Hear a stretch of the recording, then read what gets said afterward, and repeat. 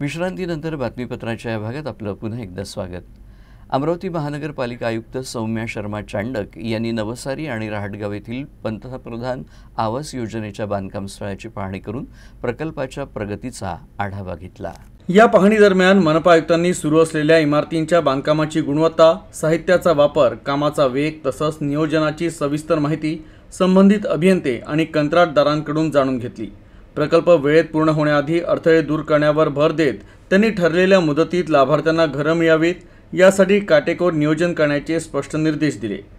महानगरपालिका सौम्या शर्मा चांडक यांनी यावेळी सांगितलं की प्रधानमंत्री आवास योजना ही शहरातील गरजू, गरीब आणि निम्न आय गटातील कुटुंबांना स्वतःच्या घराचं स्वप्न पूर्ण करण्यासाठी महत्त्वाकांक्षी योजना आहे।